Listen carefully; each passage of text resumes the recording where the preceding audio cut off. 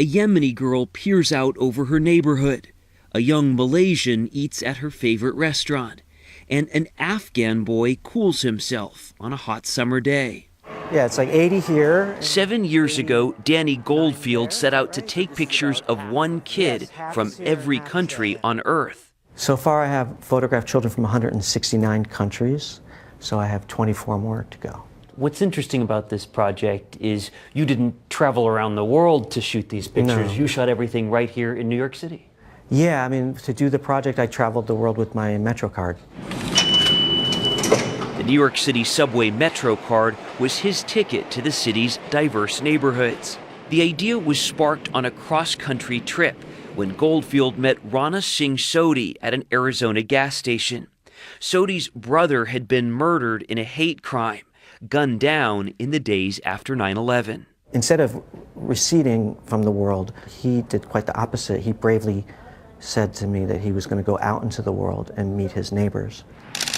Goldfield was inspired to meet his own neighbors in a city of 8 million, where 1 in 3 is foreign-born. And the way I did it is quite fitting with Rana's sort of prescription, which is I just started to show up at culture organizations and churches and mosques and restaurants and hair braiding salons. His photographs are now on display at this community center, the JCC in Manhattan. You ever heard of this country, Yemen? Okay, it's like in the Middle East area. One of the 169 faces is Jelji Nordone, a Nicaraguan orphan, adopted and brought to the U.S. at 7. She's 16 now, and her picture is sandwiched between Mia from New Zealand and Sonia from Niger. Knowing that there are other kids that are from different places and they're actually living here makes me feel welcomed. Before I meet them, the most important thing is they're from a country so I can scratch it off the list. But once I meet them, it becomes less important. Why? Each one of these pictures, I hope, captures a very specific moment that reveals the authentic spirit of who these children are.